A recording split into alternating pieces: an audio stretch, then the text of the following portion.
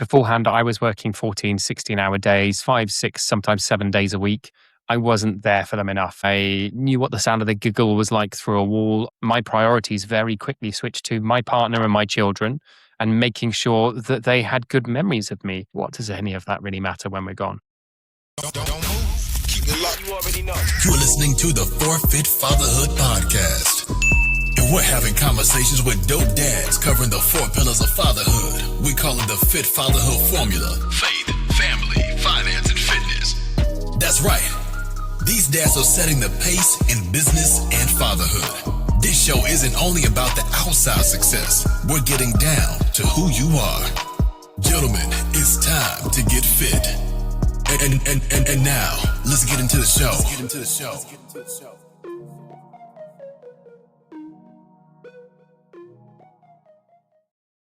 All right. Welcome back to the Forfeit Fatherhood Podcast, a podcast for fathers by fathers, where we talk about the 4 pillars of fatherhood, which are faith, family, finance, and fitness. And as always, I'm always excited to have a guest with me, even more so when it's an international guest, right? Somebody from across the pond. And, I always say that fatherhood doesn't have a tax bracket. It also doesn't have a time zone, right? It doesn't have a country of origin. Fatherhood is fatherhood no matter where you are. And no matter what your journey is, we kind of all arrive at the same place of fatherhood, of not knowing what the heck we're doing and trying to figure it out. So today I have a guest with me. My guest is Dale. Dale, how you doing, brother?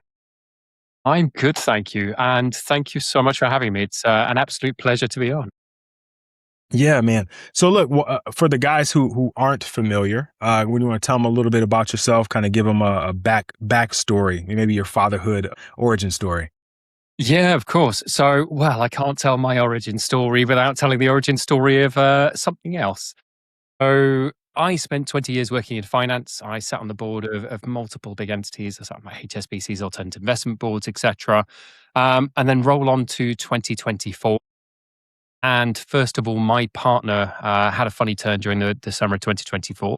They thought initially she'd had a heart attack, dragged her into hospital, and they found a lung cancer, a carcinoma in her upper right lung. So roll forward another couple of months, and 3rd of October 2024, he did a full lobectomy, removed the entire upper right lobe of her lung. She came home a couple of days later, and then a few days after that, on our youngest little boy's first birthday, I then went in and had an endoscopy. And unfortunately, they found a rather large esophageal tumor. I rolled forward another couple of days, and before I got a full diagnosis, sadly, on the Sunday night, my mother died. And on the Monday morning, which is my eldest little boy's 3rd birthday, we were then told that, sadly, his granny, who had nicknamed herself Granny Naughty, because grandmothers like to have a bit of fun with these things, had sadly passed away. And then on the Thursday that same week, I went in to meet my oncologist for the first time and was told, unfortunately, my cancer was inoperable, incurable, stage 4 esophageal adenocarcinoma. And my prognosis at that point in time was sub 12 months. They gave me 11 and a half months to live with treatment. Yeah. Wow. How's that for an origin story? Man, talk about a lot. Jeepers creepers.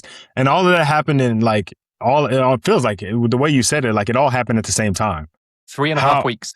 How did you, because you're here now, right? It's obviously past the 11 months, but we can talk about that. But how did you manage and navigate that in the moment, right? Because obviously you also have other responsibilities and other things kind of going on, and life is still life, but then you're kind of hit with these punches. It's like a heavyweight boxing match, and you stepped in with no gloves.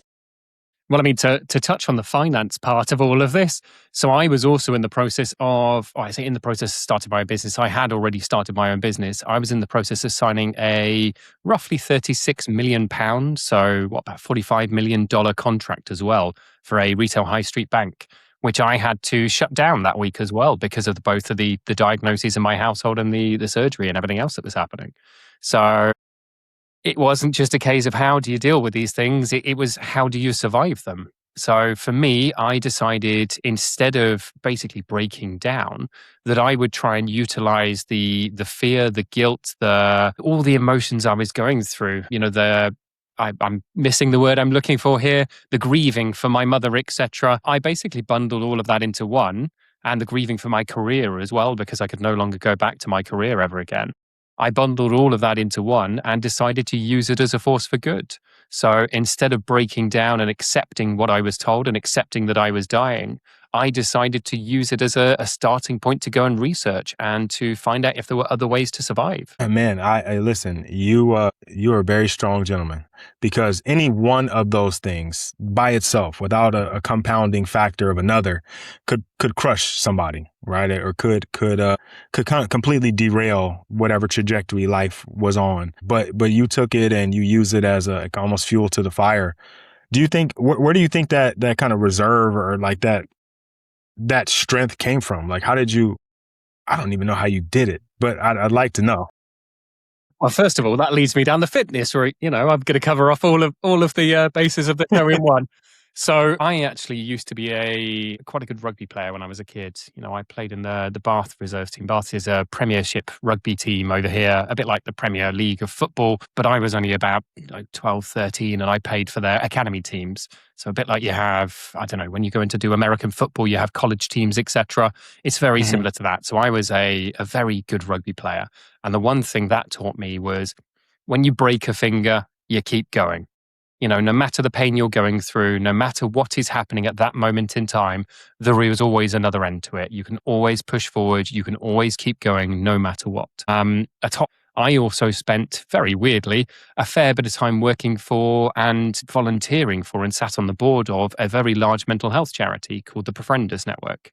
So Befrienders Worldwide are the overarching charity that sit behind things like the Samaritans, etc. And having sat on their board, I was sat with a large amount of psychologists. And during COVID, because I was the only non-psychologist at that point on the board, I decided to go into a diploma in psychology and another one in cognitive behavioral therapy. So a lot of this sort of just very strangely worked out well for me and gave me the tools I needed to be able to look through the diagnosis and to be able to not let it break me and to keep forging forward. And then I was also very lucky on the other side of this, that my skill set during my career also just happened to be the exact skill set I needed for this as well. And for a bit of context, so my career wasn't just in finance. I was in financial crime compliance and anti-money laundering. So my career had been spent essentially investigating money laundering problems across the globe. I had been tasked not long before my diagnosis with looking into a president of a foreign country on behalf of that country's reserve bank. The contract didn't end up going through in the end because of political reasons on their end, but I'd geared up a team. We had, all the information started to come through. We'd done all the planning for it, all this kind of stuff. And that was my life. I was a researcher. I was an investigator. I was somebody who didn't take no for an answer and who used data to get where I needed to go. So it very strangely just happened to align in exactly my favor for what I was facing at that point. Yeah, I was gonna ask you, how did you think that your career, but you just summed it up just there. I would say it seems like your career in finance and kind of risk management would kind of prepare you to, in some regards, right? It obviously doesn't prepare you for maybe the physical or the emotional portion of it, but you have a certain skills. Yeah, you have a certain skill set though that you can apply, directly to your situation. What was like the first thing you did? Like once obviously you got to go into the doctor and get all the diagnosis and hear all the things that they say. And, you got that information now. You say you're a researcher. What did you do after that? Well, to be very honest and candid, the first thing I did was open a bottle of wine.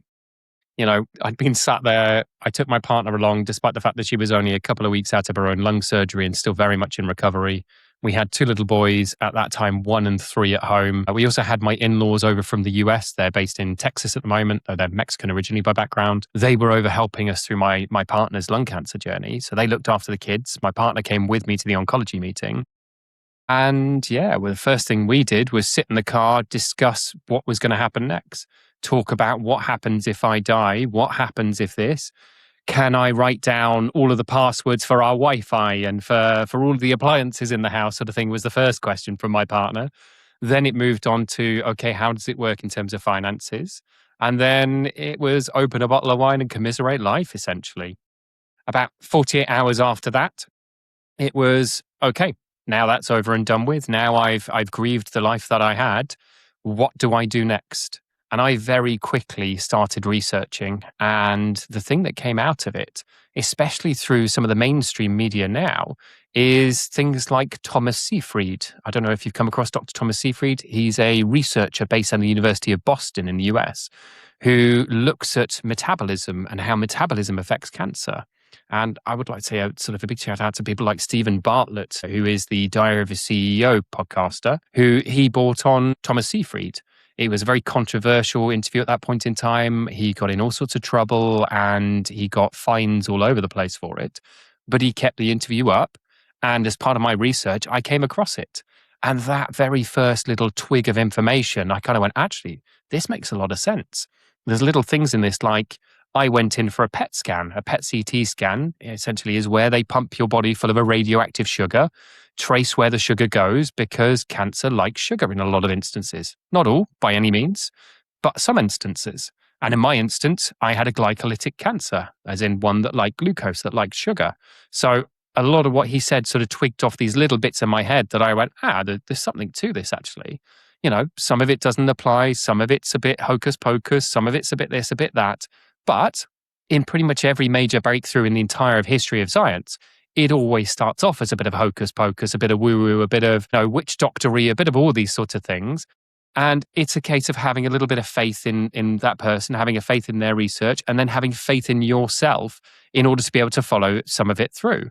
And that's the first route I went down, was to start scratching the surface of these fringe bits of science, looking into all sorts of weird and wonderful stuff, from dog dewormers to horse medications to all the fun stuff you find on all these internet forums. Half of it is snake oil. Half of it is not worth the idea and the thought of it. But in order to make sure there was no stone unturned, I had to look into them. I had to go and find the actual research. I had to look at what really makes a difference and what works from an actual science standpoint.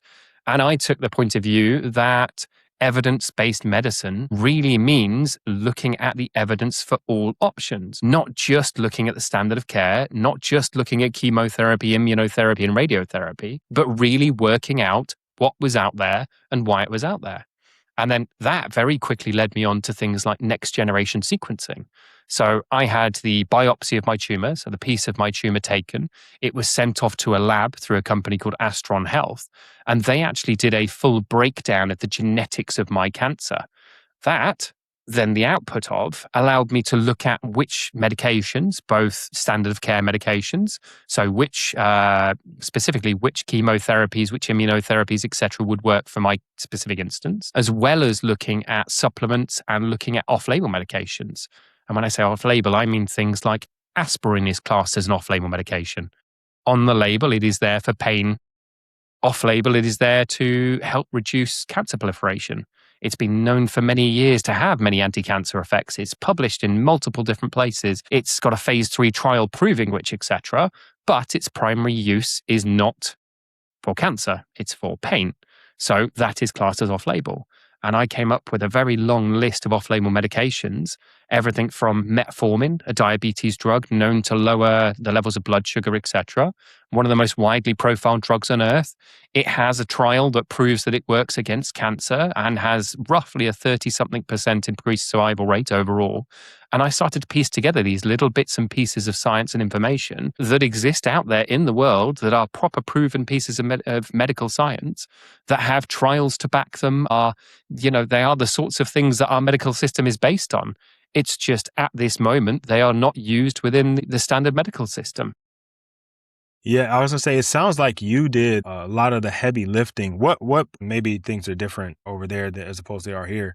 I feel like here, you go to the doctor, they tell you their diagnosis. You might be lucky to get a second opinion. I mean, you obviously can go get as many opinions as you want, but like it's kind of like, this is what we Comes out of do. your pocket. Yeah, this is how we take care of it. That's it, right? Like it sounds like you took that and was like, all right, cool, I got that. Now I'm gonna do this, and this, right? Like, is it any different there, or were you actually kind of doing all of this stuff, on your own without any support from the healthcare system, I guess I should say?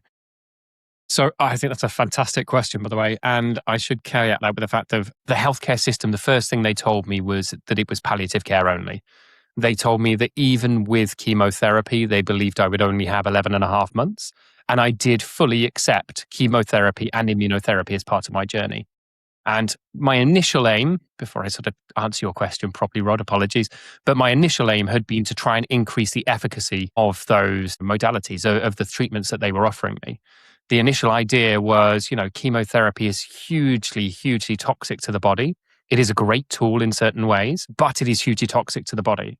Now, I accepted chemo, but I didn't accept the first chemo they offered. I said no to it. I did the chemo sensitivity testing as part of this next generation sequencing. And I used that as my standpoint to go back to them and push back on the treatments they were offering because I felt there was a better one available. To actually answer your question, and apologies, I have to caveat that part first, but to actually answer your question, so I took all of my research, of which at that point I'd read through somewhere around 5,000 or 6,000 research papers, directly to my oncologist. And my oncologist's reaction when I said I wanted to look at adjunct therapies, first of all, was fantastic, yoga is great for you. And when I then said, no, I mean off-label medications, I mean looking at things like red light therapy, hyperbaric oxygen, all of these bits and pieces. And she just froze in fear and went, no, no, no, no, no, no, no, no, no, no, no. Second after that, she went, if you go down that route, we may have to pull your care. And unfortunately, that was a running theme for the next couple of meetings with her, was every time I mentioned what I was doing, I was pretty much met with a blanket answer of do not do that. I was never met with science. I was never met with, this is the reason why. I was met with, no, don't do that. You'll kill yourself. So for me, unfortunately, my oncologist was not on board. My oncologist did not support it in any way, shape or form. I had to actually go and find my own team. And essentially, and the way I like to put it is, I had to become the CEO of my own healthcare. Every decision was mine. Every decision was for me to decide on. And I was the central point of the entire sort of treatment plan. And I used each individual part. So be it my naturopath, be it my integrative oncologist, who was a private oncologist I paid, or be it my NHS oncologist, being the National Health Service, our public health system here, they all essentially ended up feeders into me as, your CTO, your COO would be in a business. This was exactly the same, but it then fell on me as the CEO to make that decision and to decide which way we were actually going based on the information they provided me. So sorry, I hope that answered the question. No, it does. It does. It sounds like things are similar because I'm pretty sure you get the same pushback here from doctors, right? They would say that you have to follow this. This is what we're going to do. And if you go outside of that, for liability reasons, they would have to pull care because their fear is that later on down the line, someone would come back and say, hey, you guys were responsible for his care and these things happened and whatever, right? So things are similar in that regard. But what sounds very different is it sounds like you assembled the Avengers. Like you did. I mean, like you just listed 2 or 3 different oncologists. Like most of us aren't able to or going to do that. But I think anybody's able to. I have to say, I think everybody's able to. So, okay. I just shot out a bunch of emails. I shot out one to Dr. Karlfeldt, who's a US doctor. I shot out one to the Hope for Cancer Clinic down in Cancun, in Mexico. I shot out one to Thomas Seyfried himself over in the University of Boston.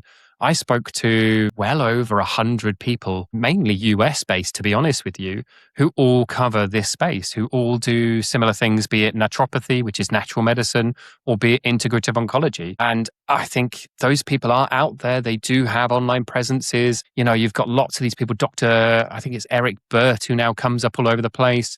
You've got biohackers in this space who can point you at doctors, etc.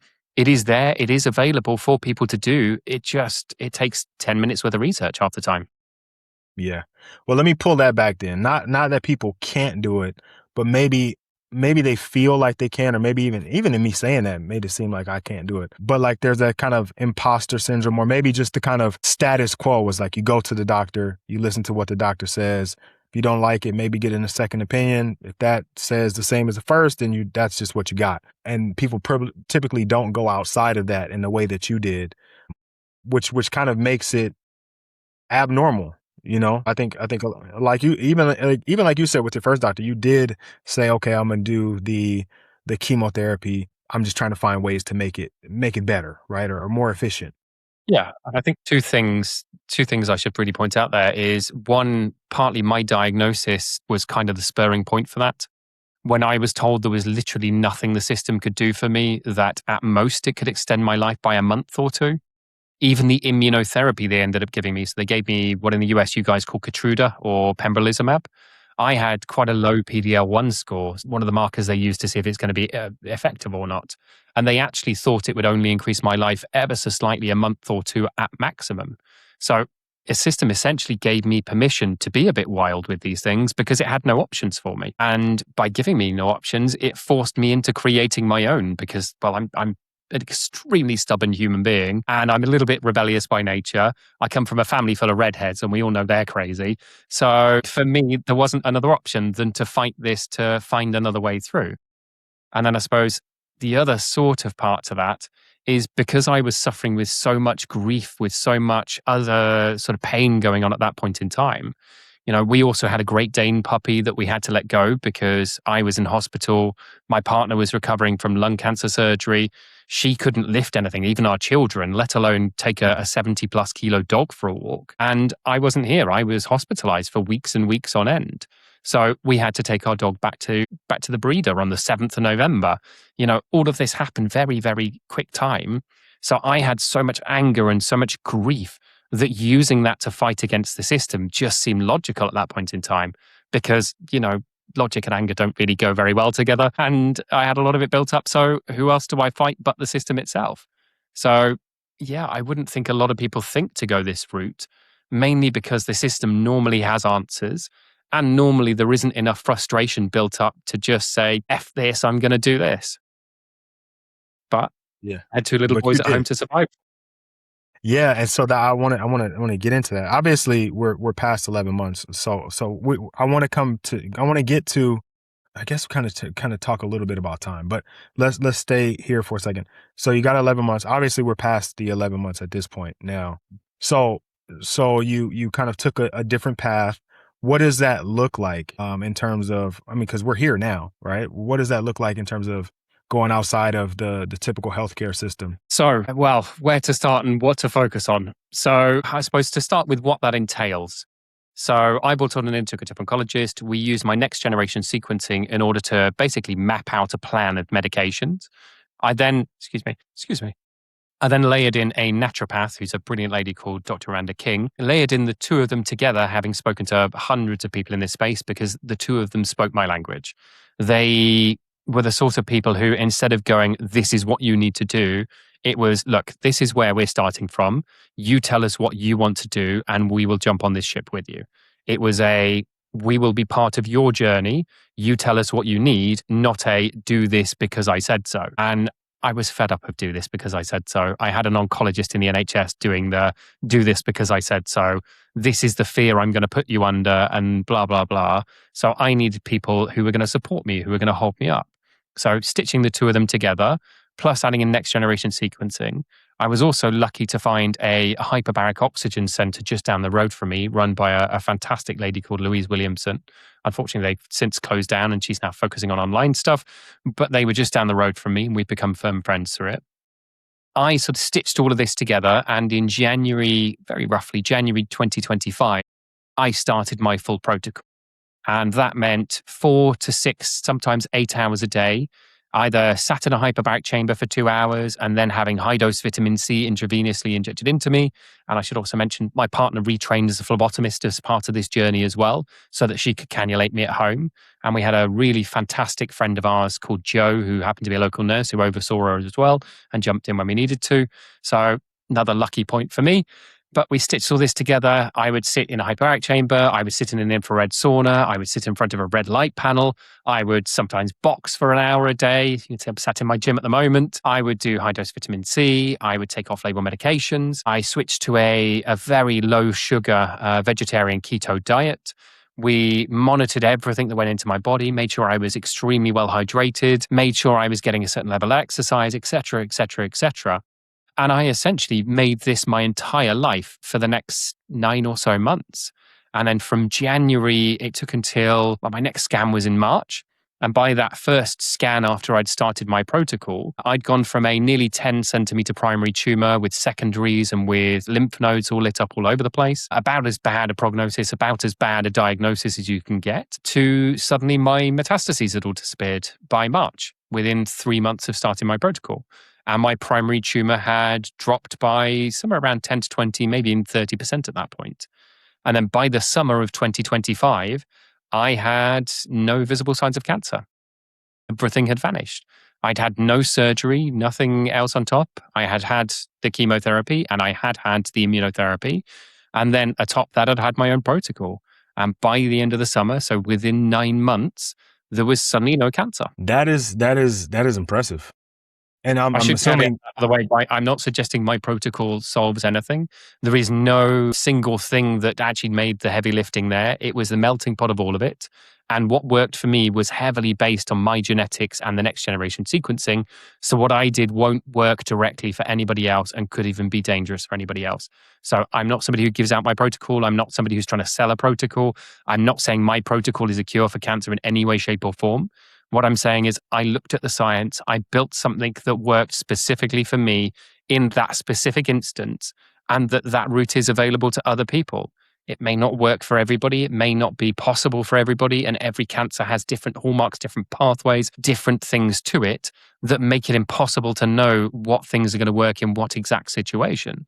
But there is a possibility it can work. yeah. I think I'm glad you said that. That's important to point out, is that what you did is what worked for you. And more than anything, you bet on yourself and your ability to like lean into doing what was right for you. I'm assuming you're kind of, some of that stuff you're still doing. Yeah, absolutely. So I've got a hyperbaric oxygen chamber in my spare room. I've built a like a garden cabin thing, which we have an infrared sauna. I've got weights benches in. I've got a red light panel sat here. Here we go. I have a pulsed EMF neck brace that I use and all sorts of amazing things that I continue to this day. I've also got off-label medications I continue on. I've got a protocol I continue doing. What I should also caveat here, by the way, was after I got the no visible disease last year, I, as we all do, decided to relapse everything. I decided to go and start eating chocolate again and have a few beers and do what we all do as human beings. Go, well, great, that's over and done with. Let's move on. I'll go back to normal life now. Sadly, as of Christmas last year, the cancer started to come back again. It was back in a lymph node.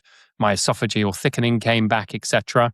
So in January, I got those results and I jumped straight back onto my protocol. And I am now back to no visible disease again, very thankfully.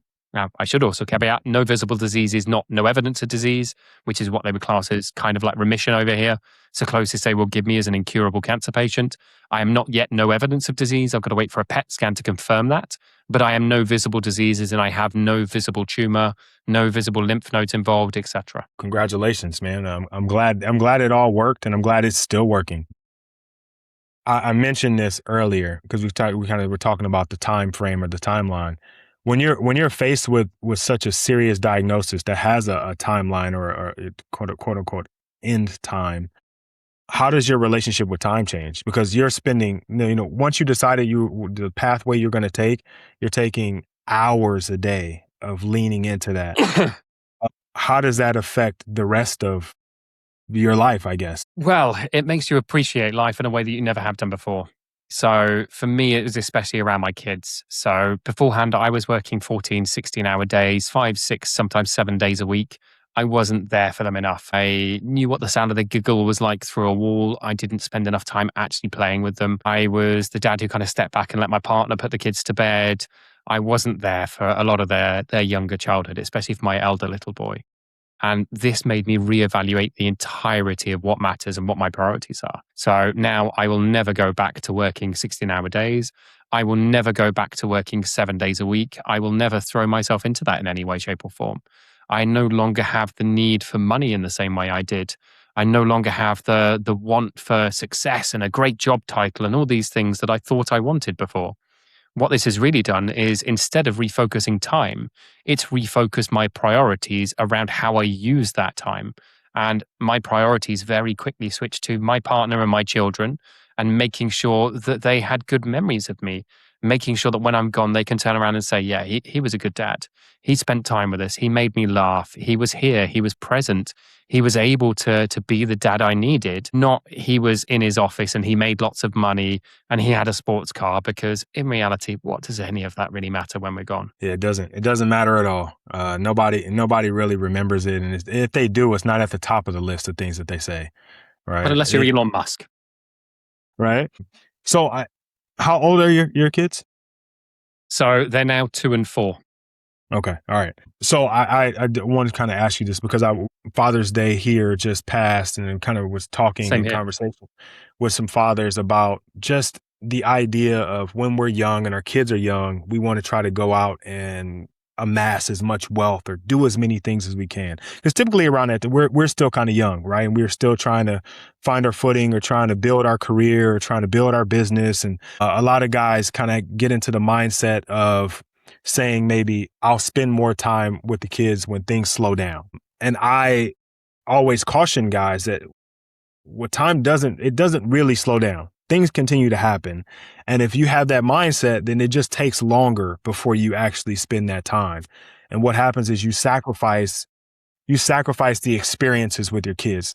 The big reminder is that your fatherhood is their childhood, and everybody remembers their childhood. You also want them to remember you as a part of it. What advice would you have to guys who kind of have that idea of, waiting until things slow down?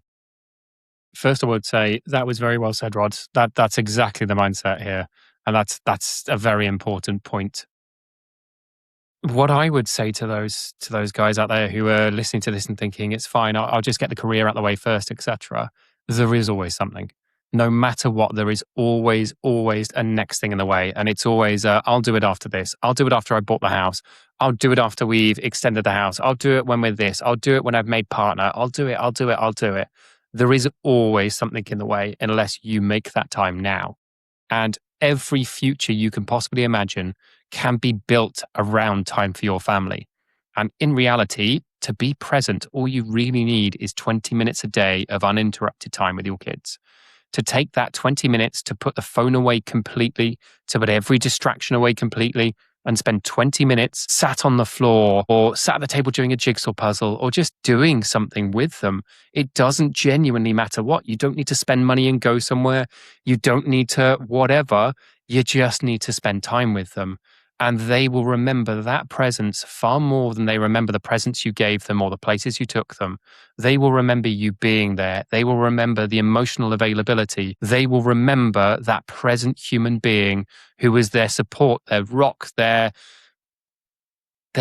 And little kids really do focus their entire world around their parents, especially when they're little, up until the ages where they're going to school properly at sort of 5 or 6 as it is over here. You are their everything. So the more time you put in then, the more money you have in the bank in terms of emotional availability of your children when they're older. So spend it now and live it. I think that we could button up the podcast with that. Like that is I think that's probably one of the biggest takeaways, because we get into fatherhood, and for most of us, at bare minimum, we've been told we've got to protect and provide. Right. And we don't really get a whole lot more than that. That's just kind of the idea. And so, provision for most of us is we got to make sure we take care of the bills, food in their stomachs, clothes on their backs, roof over the head. Right. And then, we do that and we feel like we're doing a great job, but we also have this pull on our heart of like, man, I really know I need to be there. Right. In our mind, we know we need to go make money, but in our heart, we know we need to be there. And we kind of have this constant battle. And I appreciate you saying all that you just did, because it really it points back to the heart. It's like, yeah, you can go make a lot of money. You can have a sports car and you can have a big house and some fancy things. But at the end of the day, the best currency of your time is going to be spent with your children or with your family, right? Creating memories, not only for them, but for yourself. Because when you do come to the end of your road at some point and you're kind of sat there reflecting on life, you're going to be thinking about all the same things. You're not going to be thinking about the deal that you could have made or, the car that you could have bought.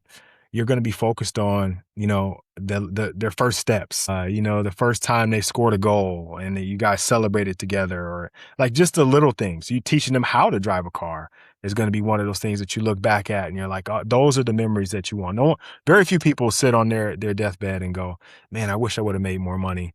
Or, I wish I would have spent more time at work. It's like, that doesn't happen. And I don't think we realize that because we're in the middle of the storm.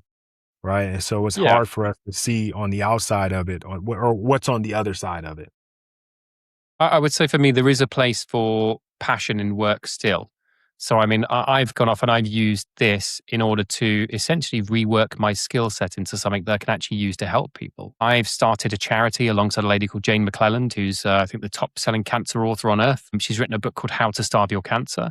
We've set up a charity in order to try and push for systemic change in the UK government initially, and then we're going to make it worldwide and push for change across all governments worldwide in terms of how they look at and use healthcare and what healthcare encompasses, mainly to make available adjunct therapies that should be available anyway. I've also started a business auditing healthcare companies for patient trust. And I've used my experience plus my skill set from within the finance world to do that. And myself and my business partner, who is a lady who has MS, we've experienced both sides of this. We've been on the project management, we've been on the finance side, we've looked at trust from within a business for things like fraud and money laundering and how that impacts a business on the financial level. So now we're taking that skill set and looking at it from a personal level, having experienced drops in trust, having experienced failures in healthcare systems, etc. So I think there is still a place for hard work. There is still a place for passion and for putting yourself into something, but it needs to be something you believe in more than anything else. Just putting food on the table in this day and age is amazing in its own right, but being able to do it in a way that really pushes passion, that makes time available for other things, that really pushes everything in life at once is, I think, the secret to everything. And for those listening out there who say, yeah, that's great, it's a pipe dream, it's really not. It just takes that spark inside of you. It takes that will to do it. And it does take a bit of hard work and making things work and failing a lot to do that. Trying to make a business work is never fun and easy. Trying to change career is never fun and easy. Trying to make money out of something that doesn't always work is never easy. Having to start again for the 5th time is never easy. Having to find that 20 minutes for your kids, as we talked about a minute ago. Having to find that 20 minutes for your kids when you're tired, you're stressed, you're fed up. It's never easy, but that 20 minutes is the most important of your day. And second after that, how you show up at work and the effort you put in and the passion you have is second to it. So I agree with you in one way, but I also think you do need to push hard in life. You do need to make the availability of things. You do need to try and push that passion, because when you get to that deathbed, and believe me, I've sat there in the palliative ward, I've been told I was half an hour from death more than once now. When you sit there, yes, your kids and your life and how much you put into them is the first thing that comes to your mind. Absolutely. Hearing them laugh, their first steps, those things are the very first thing you think of. But second is, well, what did I do with my time? Did I go and sit and watch Netflix? Great. I enjoyed Game of Thrones. It was fantastic. But in reality, if I'd taken that time instead of sitting and watching television, learning, becoming the person, becoming the dad that I wanted to be, becoming the CEO, the visionary, the leader, learning the things that really mattered to me in life. Instead of talking about being a great business person, go and learn how to be. Stop watching Netflix. Stop faffing around and going to the pub with your friends 5 nights a week. Stop pretending that these things are, just passing the time and making you happy. Go and become the person you want to be. Put the effort and time into being the person you think your future self or your past self would be proud of. Look back at how you were at 5 years old and become the person the 5-year-old you would want to be in 20, 30, 40 years' time. Don't keep talking about it. Don't keep pretending that you can't be. Go and do something about it. Man, I'm feeling convicted now. I feel like I got to get up and go do some stuff. No, that's really powerful, because you're right. It isn't just, okay, I know my kids and my family are important, so I'm only going to do that, right? There's still a part of you that needs to be nourished in another way too. Like there is still the passion in the career or the work that you want to do, and you still have to give yourself that, right? You still have to be able to do that. but it's always important to have the other part of it, right? The human nurture part of it, because I think the two, whether you realize it or not, the two, I feel like I do my best work in any of my businesses or any of my jobs when my family life is great, right? When the kids are happy and me and my wife are vibing and everything is great, man, I'm crushing it at work. Right? When it's crazy here, I'm like, man, I suck. Like I'm a terrible boss. I'm a terrible employee. My business is slacking.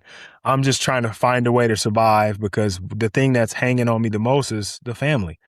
So I've learned, much like my health, right? Is if I'm in good health, the rest of my day is like great. If I get up, I get my workout in, I do my cardio, I get my morning routine and I knock it out. The rest of the day seems to just continue to go well. Similarly, when my family life is great, my kids are happy, my wife is happy, our relationships are firing all cylinders, business just seems easy. It was just like a good day today. Like it was no issues, and the issues that came up, we worked through them and we put out the fires. It was no big deal.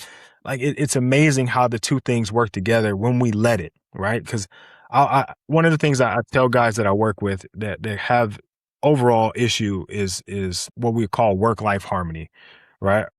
Is we're always trying to find balance. And people say work-life balance. There's no balance in work and life. The two things are not equal. It's hard to balance the two.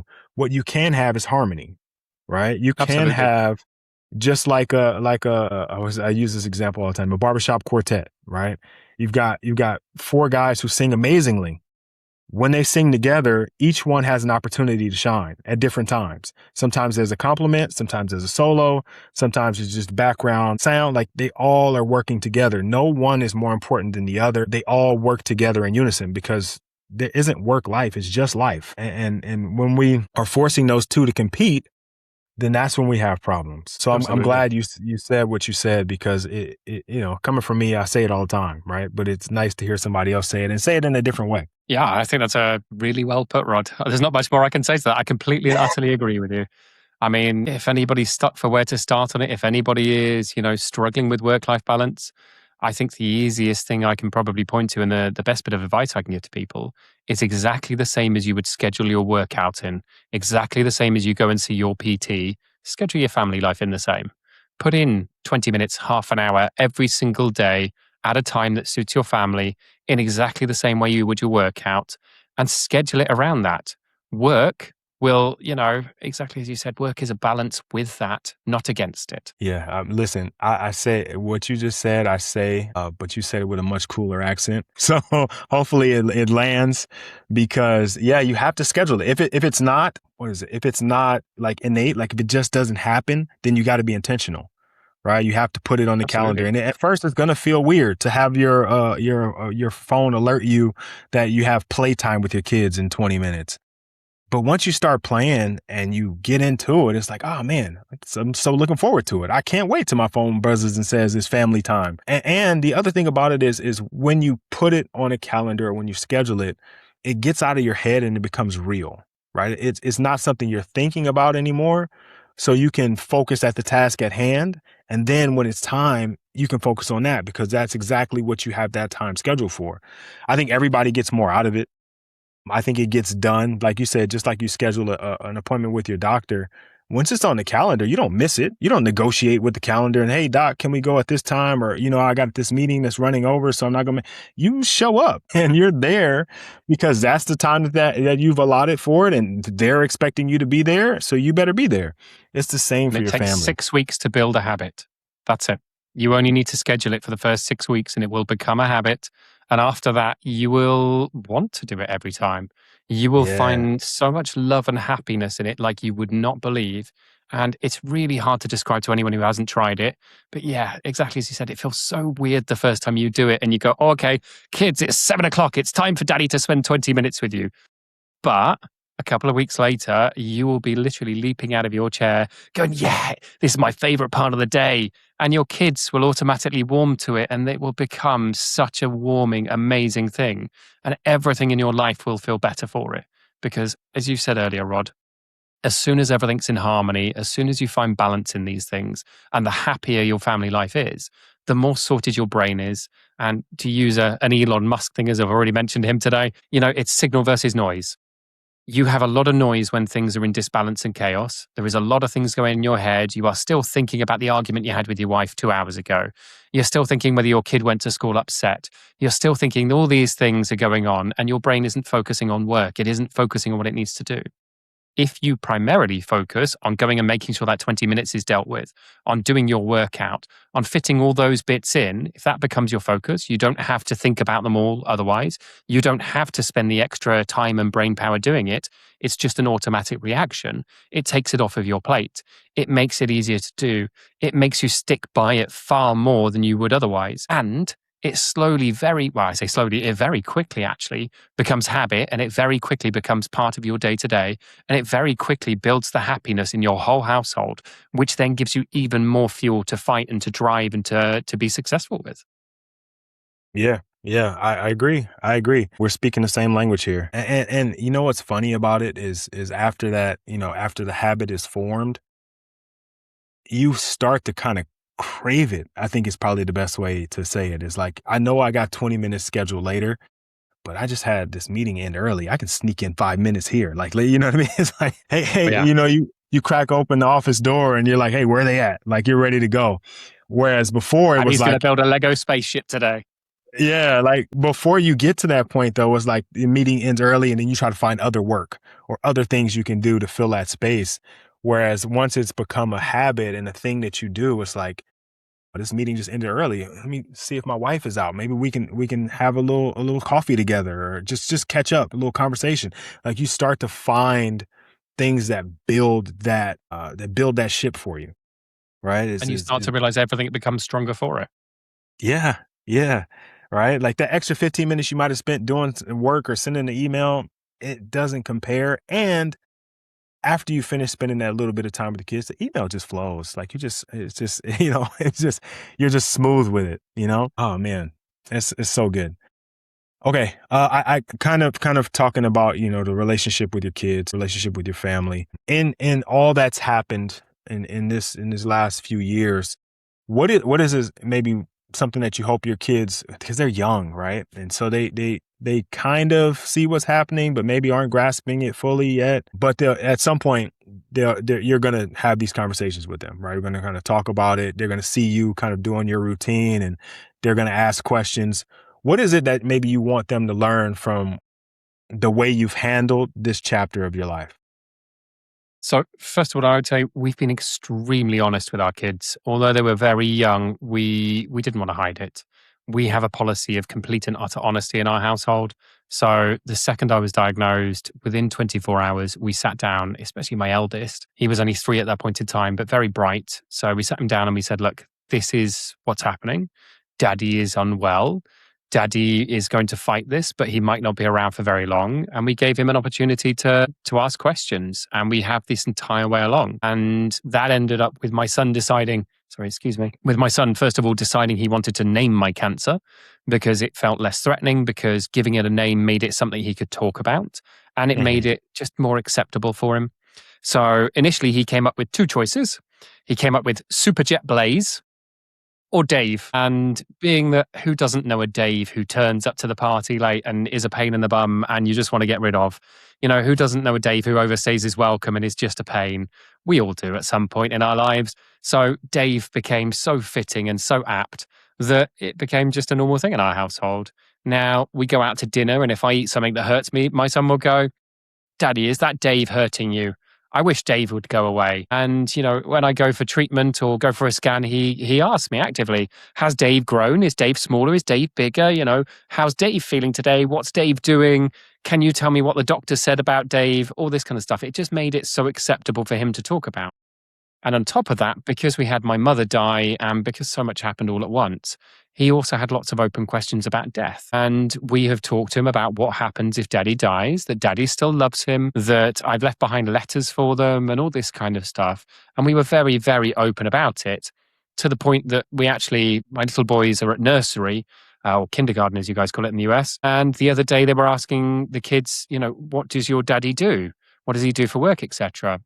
And my little boy, apparently completely deadpan, turned around and said, Well, unfortunately, my daddy's been quite unwell. Sometimes he's bedbound and he can't play with me, and that makes me a little bit upset. But I know my daddy is fighting against Dave, and I know that he will win, and that makes me so happy. And that's what my daddy does. My daddy fights against Dave, his cancer, and he is winning. And his teacher felt so like lump in her throat about this that she sought me and my partner out after nursery and came and told us all about it. And yeah, that to me is everything. We have been open, we have been honest. Our kids accept and understand everything about the cancer journey in all of its horribleness and everything else, to the point where they have become open to talking about it to other people, where they're not completely dragged down by it and hurt by it and broken by it, as some people and kids and everyone is along this sort of a journey. And that to me has been one of the biggest successes of this for me, has been that my kids feel comfortable about the experience they've had. They're not hurt by it. They're not affected and sad for it, that it has just become a normal part of their existence that they can cope with and understand. Now, over time, as they begin to understand more, we will, of course, open up the conversation more. And I hope by me doing, talks like this, podcasts, I get on stage and talk about my diagnosis and what I'm doing with life and pushing for change at the institutional level, along with my charity, etc.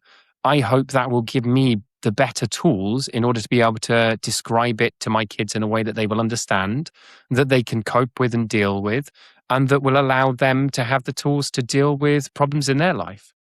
And then in terms of your question about what I hope it teaches them, I hope it teaches them that there is nothing so big that it can't be broken. There is nothing so big that it has to overtake everything, and that there is a way to solve every problem in their lives. Because that's essentially what we treated this as a project management problem to solve.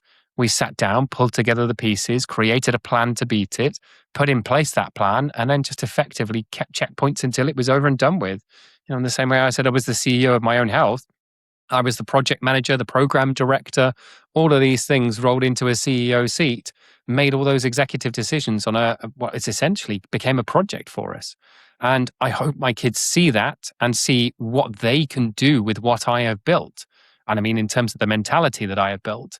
And I hope that has been fostered in them, that there is nothing that they can't do in life. Man, I'm glad you kind of continued on after the story about your son, because my allergies started to kick up a little bit, like a little man. That has to feel good, being able to have those conversations, being able to kind of, I think, maybe even clear the air, because if you're holding on to it yourself and you can't share that with them, and because I know I would be thinking about it, even now, like I'm pretty healthy. I go to the doctor, get checked out a couple times a year, make sure I'm all right, eat healthy, work out, do all the things I'm supposed to do.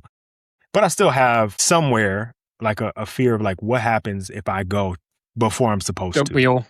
You know what I mean? Like, and how are they going to deal with that? How are they going to handle that? What state of I don't know, what emotional state are they going to be in? But I think being able to have the conversation, being presented with, as you say, a problem to solve, and then being able to have the conversation around the problem and share that with them, no one's ever prepared, but at least that you've given them all that you could on your end to deal with what may happen, regardless of what we're doing, Sorry, Rod. I should also caveat that we did have to break it down into ways they could understand as well. Of course. And of course. with that, we called things like chemotherapy. We told them what it was and what it did. And we told them it was, superhero medicine was the closest thing we could find because they're into superheroes. And, as a result of that, and I'm going to put probably another lump in your throat here, things like my little boy, you buy them a ticket and they go and get to pick a Christmas present at Christmas from Santa Claus in their school. And then the school wrap it up for them and send them home with it. My little boy went and picked a Superman aftershave set because it had Superman on the front. He brought it home and he had kept this completely quiet, and he keeps nothing quiet. He is a foghorn about everything. He's 4 years old. You can't shut him up if you tried. But for about 6 weeks, he managed to complete this so contained and so quiet.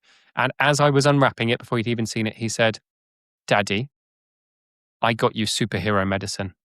I just hope that it helps to beat Dave."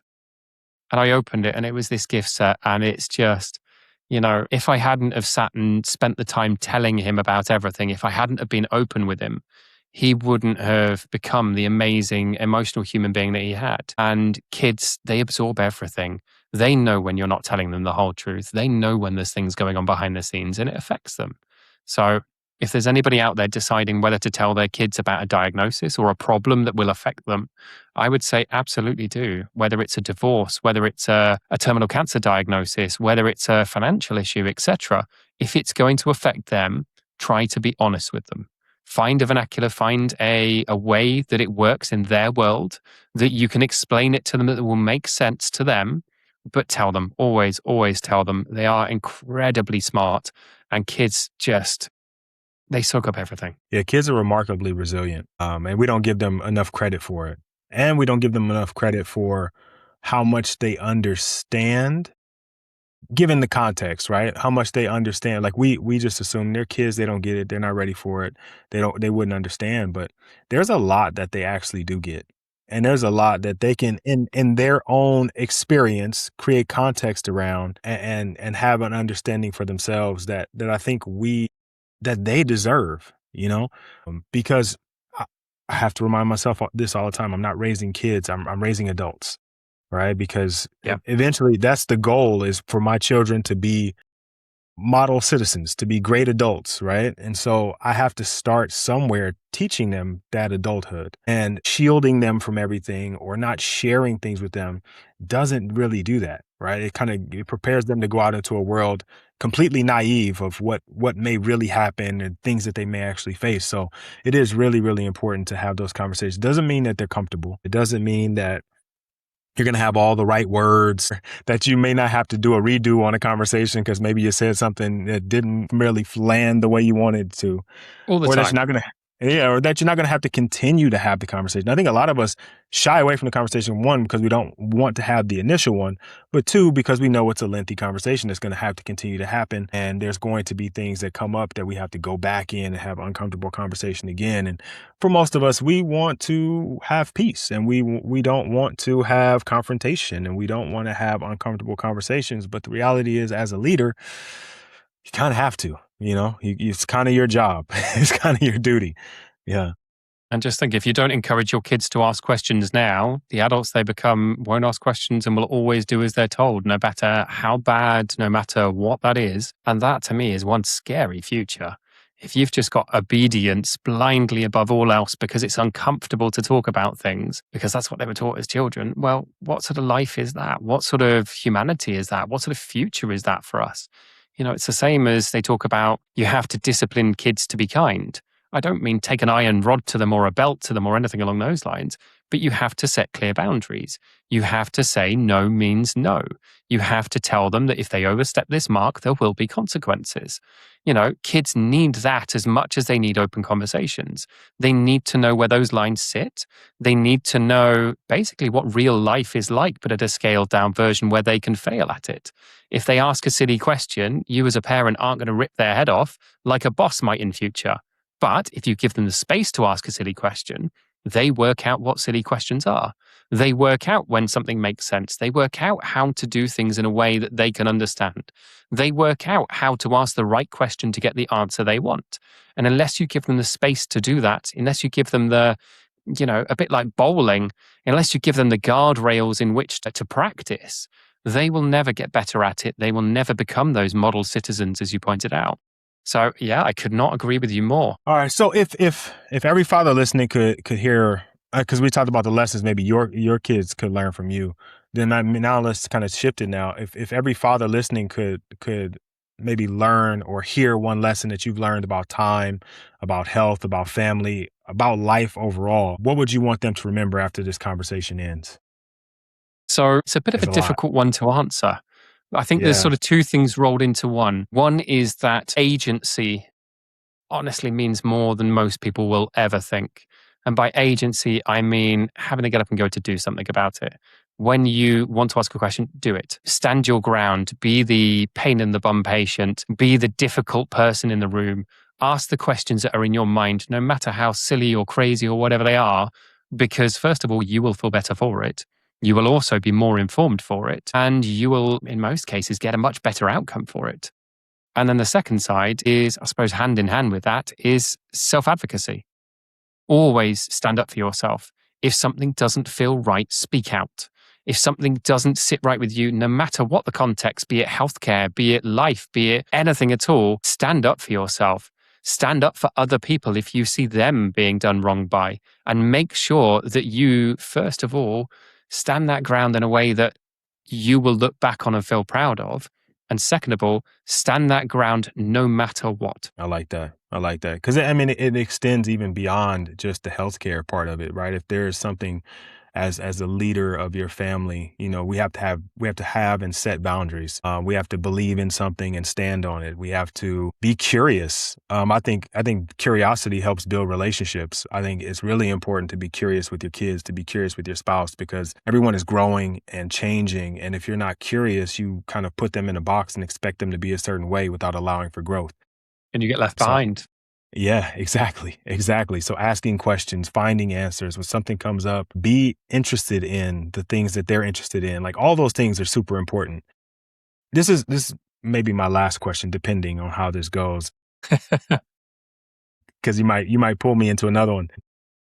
I ask this all the time, but I'm asking it now because it's something that I think is really important.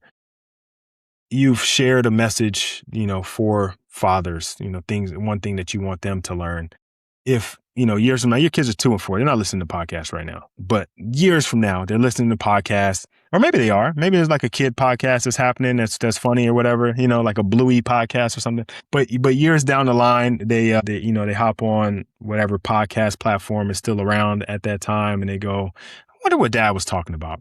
What is one thing you want them to hear? Well, I think that relates back to the last answer in terms of self-advocacy and agency. I want them to know that they are capable of absolutely anything. I want them to know that no matter what, I will always, always, always love them.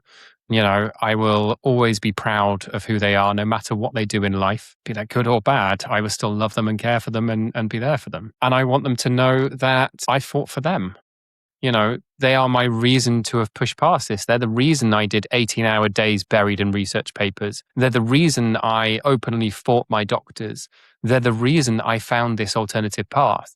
Because I don't know about you, but most men out there, we don't care that much about ourselves. We don't spend enough time worrying about us. We exist to serve other people. We exist to be the father, to provide, to help other people. We care more about other people than we do ourselves. And my kids were that. They were my reason for everything. They were the reason I'm still here. And to be very open and honest, at various points along this journey, I considered ending this because I was in so much pain. I was in such a horrible position. I was told I wouldn't get better. I had hospice nurses, I can't say the two of those together, hospice nurses knocking on my door from the local hospice telling me that I had to book a bed for like 2 months' time. They told me that I was, in a position where I had to have a bed and that I needed to get on and start moving my stuff into a hospice now. I had all those conversations, and it leaves you thinking, well, would I be better off ending it? Would I be better off just walking away from my life at a position where I'm not the dying patient looking frail in bed? Would I be better, having a big car accident by accident in order for my kids to remember me as a strong father, as the person I want to be remembered as? But I chose instead to fuel myself through them. I chose to live for them. I chose to fight for them. And for me, that was the only option at that point. As soon as I went, actually, I want to live for this. I want to, and my little boy used to say this all the time, he wants to have a beer with me when he's 16 years old. And it became a whole thing. And I decided the second he started saying that I had to live until he was 16 to have that beer with him. It's not legal to drink until you're 18 over here, 21 in the US and most states, but I will have a beer with my son when he's 16 because that's what we agreed on. And that's what I will do no matter what. And I will survive and I will be here for that. No matter what the doctors tell me, no matter what the cancer tells me, I will make sure I do. And finding that North Star, finding that drive, finding that thing to survive for, which was them, will stick with me forever. And I want them to know that, and I want them to hear that. Yeah, I don't have any other questions after that, man. I think that was rock solid. Yeah, have the beer at 16. Yeah, forget about the rules, right? Like you guys have made that pact, and for sure, 16 and have a cold one and enjoy it. Listen, Despite the fact I yeah, don't really drink anymore either. once that time matters, right? That is the time when you should. Dale, listen, I really appreciate you taking the time to sit down with me. I kind of had a little idea of the story, but not the full thing. Like that was heavy. You had a lot going on. You have persevered. You took life into your own. You took the bull by the horns, as we would say over here, and you really have crafted for yourself a different path than most of us would have taken. So I commend you on that. I thank you for sharing your story. I thank you for sharing your time. If guys are wanting to reach out to you, maybe get more information, or just to say thank you, or maybe give you a virtual high five, what is the best way for them to do that? Yeah, so a couple of different places. Excuse me. First of all, I've got a blog called thelifeorganic.com. You can find me on there. My email address is up on there, and I post a lot about my journey on there as well, and tips and research that I've done too for anyone who's interested. And then in terms of socials, I mainly live on LinkedIn. I was on Facebook for a while, but it became a lot of hassle with lots of spam and all sorts. So unfortunately, I've cut my Facebook, and I now live on LinkedIn, and my handle on there is Dale J. Atkinson. Post lots about all sorts on there if anyone wants to find me. Awesome. Awesome. All right, fellas. So you got that. Make sure you check out the website and make sure you go on LinkedIn and follow them. Outside of this episode and this podcast, I also thank you for all the other work you're doing around cancer, around research, around healthcare and patient trust. I think it's really important work that a lot of us, it's not even in our atmosphere. We're not even thinking about. Like we have so many other things that are going on, but like the work that you're doing is extremely important. So I definitely want to thank you for that. But I it's one of those really, that it doesn't matter until it really matters. yeah, exactly, exactly. They always say you have no problems until you have a health problem.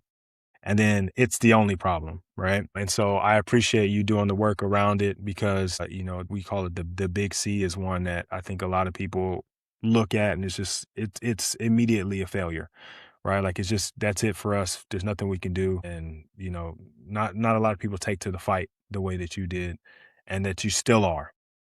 So thank you for taking the time and sharing with us. I really appreciate it. Thank you very much for having me, Rod. It's been a pleasure. Absolutely. All right, brother. I'm gonna let you go. Enjoy the rest of your day. I heard at one point the little ones were growling and wrestling a little bit. So I know you got to get out there and get your 20 minutes in. But I thank you, and I look forward to talking to you soon. Much appreciated.